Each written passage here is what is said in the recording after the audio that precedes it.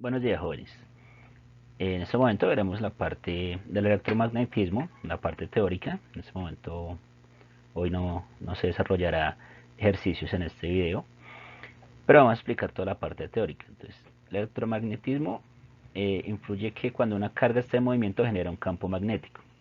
Entonces, por eso, pues aquí les traigo a colación cuál es la carga de un solo electrón y cuál es su masa. Lo mismo del protón. Entonces, como decía, toda carga en movimiento genera un campo magnético, ¿listo? Generando lo que se conoce como magnetismo. Podemos representar el magnetismo mediante los imanes, mediante un imán. Un imán también tiene un polo norte y un polo sur. Si se dividiera este imán, pues ya también tendría un polo norte y un polo sur, y el otro imán también, ¿listo? O sea, todo imán, por más pequeño que sea, va a ser un polo norte y un polo sur. Por ejemplo, la Tierra es un imán, puede ser un imán inmenso que tiene un polo norte magnético y un polo sur magnético. Ese campo magnético que se construye alrededor de la Tierra es el que nos protege de, de toda la radiación solar que se produce pues, mediante el Sol. ¿Listo? Entonces tenemos el campo magnético. La fuerza siempre del norte al sur, que se representa mediante las líneas del campo magnético. Muy similar, muy similar a las líneas de campo de la fuerza eléctrica. Debemos tener en cuenta que el magnetismo pues también tiene sus unidades. Las unidades del campo magnético van a ser las B mayúscula. ¿Listo? En el sistema internacional las unidades es el Tesla. ¿Listo? Entonces un Tesla equivale a un Newton sobre Coulomb metro por segundo. ¿Listo? Están las unidades de velocidad porque el campo magnético se genera cuando las partículas o los electrones están en un movimiento. Esto por eso tenemos las unidades de velocidad. También se interpreta mediante Gauss, pero pues la unidad fundamental la que siempre se maneja son los teslas. Es la parte del magnetismo. Entonces ya matemáticamente podemos calcular nosotros la fuerza magnética que se genera al movimiento de electrones. Entonces, se conoce como la regla de la mano derecha, ¿listo? Que el pulgar puede representar la fuerza magnética, los otros cuatro dedos, la dirección de la velocidad y perpendicular a la palma, el campo magnético. Esto como si fuera un plano de coordenadas X, Y, Z.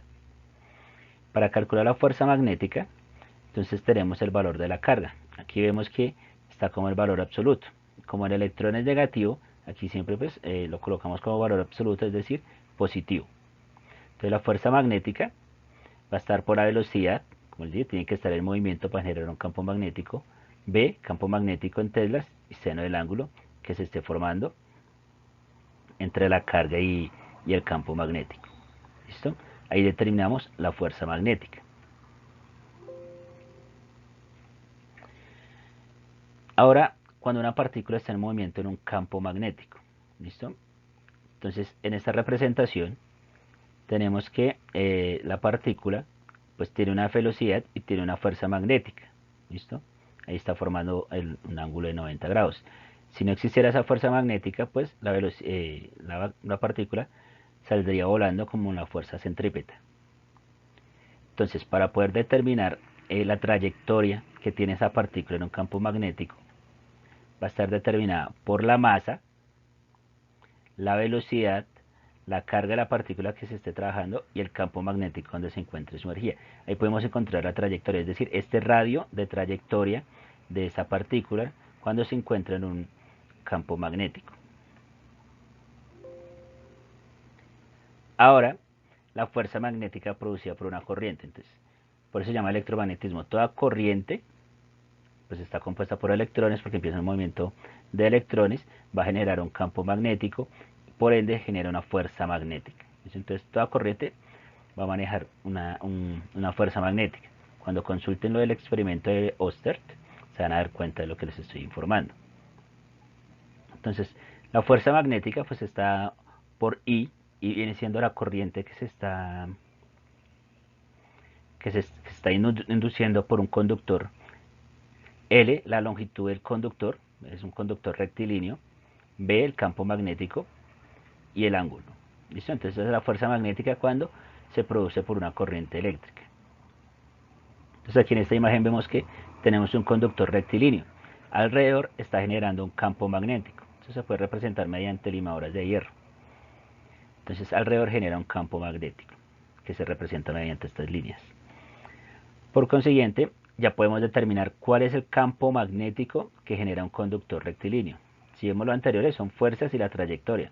Ya aquí podemos determinar cuál es el campo magnético, que está dado por la permeabilidad magnética, la corriente, 2pi, la distancia. Este 2pi, pues por lo que es circular, se genera un campo magnético circular. Y D, pues la distancia que queremos determinar cuál es el valor del campo magnético a diferentes distancias. Esta nu sub 0 es una constante de permeabilidad magnética, que es como la capacidad que tiene el medio para dejarse afectar del campo magnético.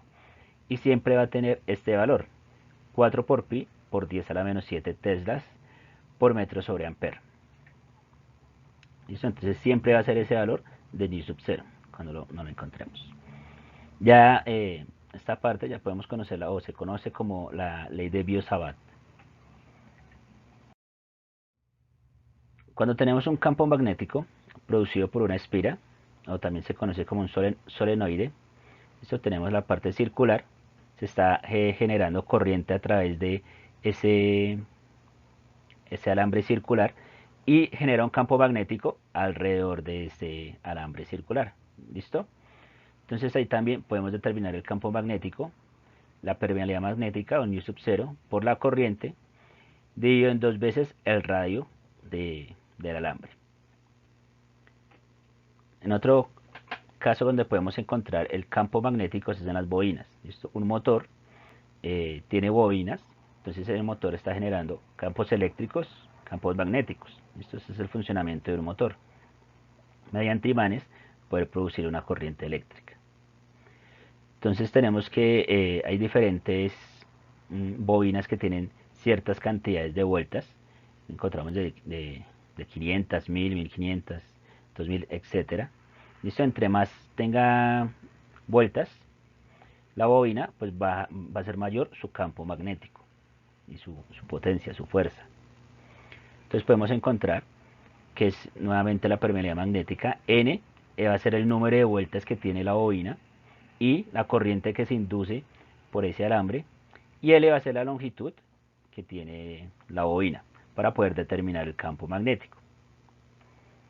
Ya por último tenemos el campo magnético o fuerza magnética realmente cuando hay dos conductores paralelos. Entonces aquí vemos dos conductores paralelos, se genera una fuerza magnética entre esos dos alambres.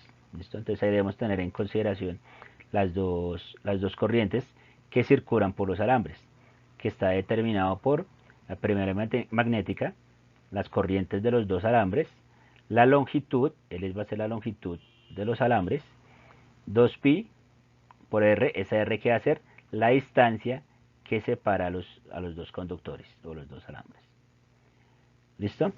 Entonces, digamos, ya a cualquier momento que nos lleguen a pedir un ejercicio para calcular el campo magnético o la fuerza magnética, debemos analizar en qué nos estamos presentando, si es una bobina, si son dos alambres paralelos, etcétera, etcétera. ¿Listo? Entonces, igualmente quedo a la expectativa de sus preguntas, con mucho gusto se las responderé a través del grupo. ¿Listo? Entonces, muchas gracias y que tengan un feliz día, chicos.